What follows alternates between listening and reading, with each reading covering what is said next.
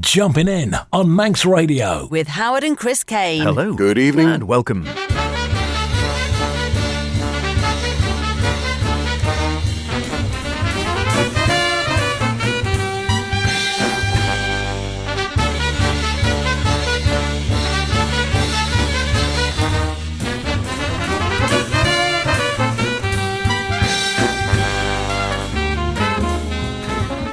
Here we are again on the countdown to Christmas.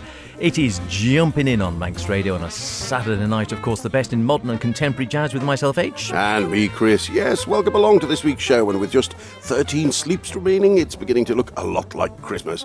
Particularly if you take into account the fallout from the last 3 weekends' worth of office parties. And in other news, it really is time to think about starting shopping or Christmas cards. So, what's been stirring your pudding this week, H? Haha, yes, I've been stirring my pudding amongst other things. We have the same Never doubted it for a minute. Different artist with Tommy Smith, amongst others. 100th birthday, or would be if he's around. Dave Brubeck, of course, just celebrated 100 years. And there's a new one, not out yet, but there's a new one, another new one, from Pat Metheny. And from me, well, a chanter-panter radio with a different head and something to keep you dry. Where better to start a Saturday night, however, with Downtown.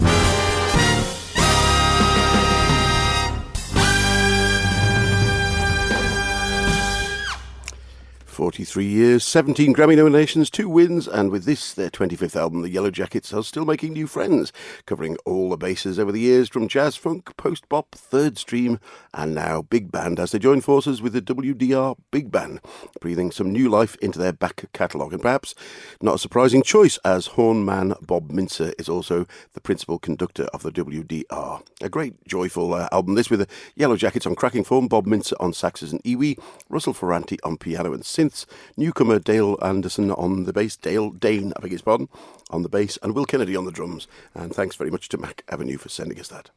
Corking stuff, yeah, very good. It's swings along at a rate of knots, it has to be said. I've never quite sort of taken to the Yellow Jackets. It's one of those ones where you think, fantastic players, and they've got a huge following and all brilliant players, and I don't know what it is, whether it's just it's so good that it sort of becomes almost sterilely good, I don't know, but with a big band and sort of dropping in, sounds very nice indeed. A man who sadly no longer with us, but he had a fine-old career, Dave Brubeck, died a couple of years back in his 90s. Would have been 100 years old had he lived on just a little bit longer. Was playing right up until shortly before he died, actually, in his 90s. 6 children, I think all of whom are musicians as far as I'm aware, and toured around the world widely and stayed together with the family and with his wife and everything. He seemed to sort of somehow pull off that incredible balancing act of being hugely successful, a great composer, constantly on the tour and raising up a brilliant family as well and keeping it all together. Lord only knows how he did it. And a huge recorded legacy. I think there's all stuff popping out all the time from the archives one way or another. I was hearing, I think, Darius Brubeck quite recently being interviewed and talking about it and saying, yes, how he sort of came up and worked with his dad and played with his composition, and a fine musician himself as well. I thought we'd better pay a little bit of tribute in any case. So, of course, most people, well, they go straight for Take 5, don't they? And why not? It's his most famous piece. But he did so much other stuff, and much more subtle and, I don't know, relaxed things as well from his early years. So we're going to have a little twofer here. We're going to hear a little bit first off from Dave himself, and then a tribute from Liam Noble and his trio. Starting off with Dave, and a cracking track, I think, of his called Audrey.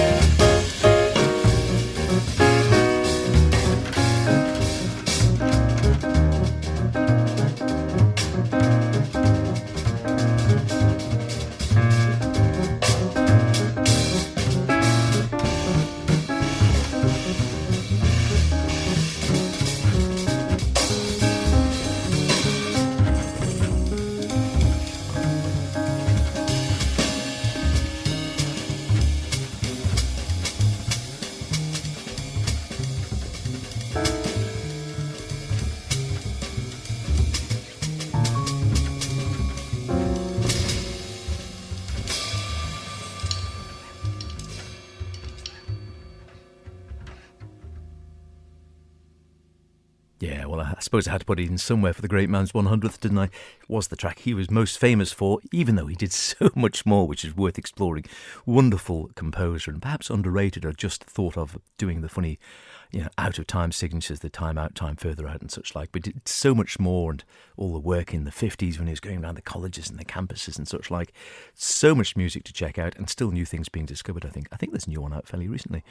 Just put one out, which is all actually lullabies. It was Lullabies. For his grandchildren, or even perhaps great-grandchildren. I think it was the last thing he recorded, wasn't it? Yeah. And had really good reviews. So first off, we had Audrey there with Dave and his quartet back in the day, and that was before the classic quartet with Eugene Wright and Joe Morello, of course. I think that was in the 1950s. A lovely track, an original of Dave's, I think. And then we did have a take on Take 5, if you see what I mean, with Liam Noble, great pianist, he on the British scene on piano, Dave Whitford double bass, and Dave Whitkins on drums and percussion. Of course, that famous album Time Out came out. Another one that came in 1959, a great year for jazz, as we have said numerous times before. And Dave, as you say, playing till his 90s, but in his 70s he was unable to play, had real problems with his hands, with some sort of form of arthritis, and ended up taking a radical course based on thousands and thousands of vitamins. But whatever you thought about it, and despite what the conventional science thought about it, it certainly worked for him. Well, you may think of New Orleans as the birthplace of jazz, but what's fresh from the Big Easy, you might ask? Here's Extended with Incantation.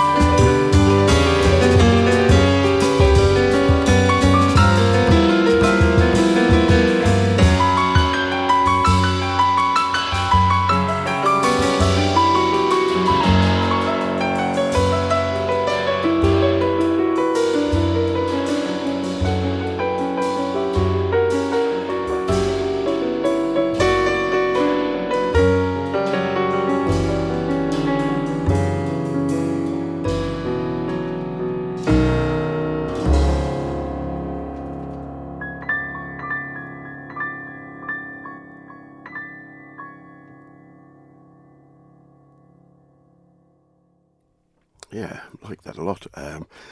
Extended there is the name of the trio, with Incantation, Honduran pianist Oscar Rosignoli, Pittsburgh bassist Matt Booth, and Louisiana-bred drummer Brad Webb, bringing their varied pasts together in this unexpected trio, offering an almost, to me, European feel, I think. Incantation was a supplement. It was one of two tracks taken from the sessions for their second album, and they added this on just as sort of like a bonus tracks, if you were.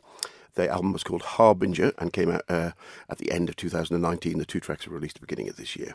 Certainly be looking out for future releases from them.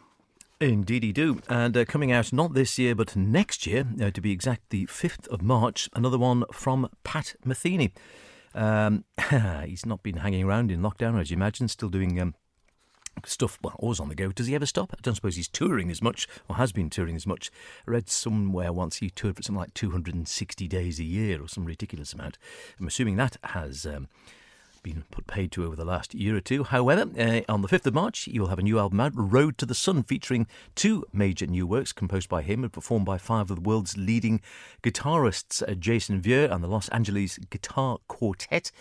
And as it's noted in some of the press blurb, and I can't say I disagree with this, Pat surprises us once again with his seemingly endless ability to harvest new vistas while retaining the instantly recognisable Metheny sound.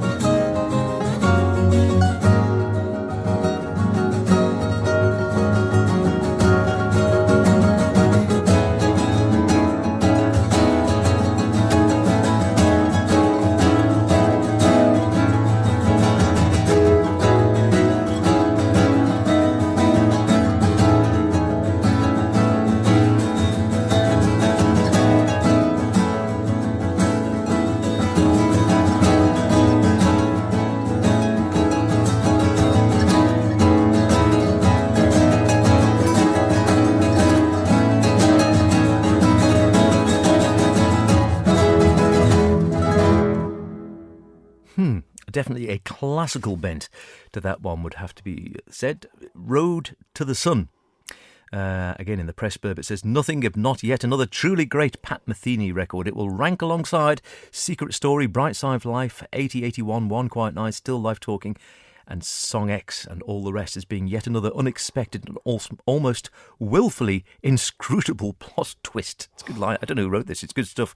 Inevitable to a genre with only one common element, Metheny himself. I can't really argue with that. It's fairly true. And like we were saying, like Miles before him and Schofield as well. Pat is one of those guys. Yeah, it's true. Every time he brings a new album out, it's in a different direction. Really free, acoustic, really electric. Very fusion orientated, very folk orientated. This one clearly heading in the classical guitar arena, but with that sort of Pat stamp on it. It is not out, I'm afraid, until the 5th of March. You can pre-order it, I believe, and it is called Road to the Sun. Pre-orders available direct from Pat Metheny's website or indeed from Bandcamp. And a very interesting man. He's covered so many bases, but it's hard to make that comparison really because they all appeal to different audiences, no doubt. The biggest one being that for the Pat Metheny group, which since Lyle's demise, sadly, we're not going to see in the same format at least ever again. Now, saxman Ben Wendell has a new release out. And The Seasons from 2018 was one of my favourite albums of the year. But before we leap into his new album, which I'll save for a future show, here's where it's all started. His first album, and he's a track called Breath.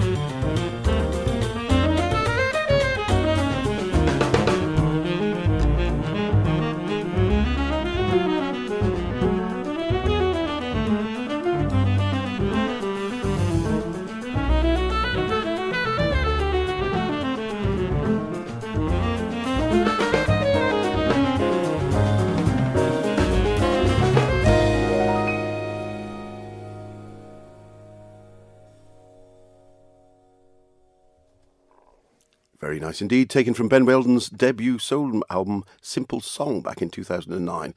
That was Breath, with Larry Coons on guitar. 3 different keyboard players on the album, but on that track, Taylor Geisty on piano, Derek Olekovich on bass, and Nate Wood on the drums, and of course Ben Wendell on the sax. And we'll bring you that new release soon, I promise you. You're listening to Jumpin' In here on Manx Radio with Chris and myself, H. And one of our little features now, sort of a twofer again. This is the one, same song, different artist. The song in question is going to be Night and Day, Cole Porter's classic. First off, we're going to hear Quest with Dave Liebman and Richie Barrack, and then Tommy Smith with his Standards Trio.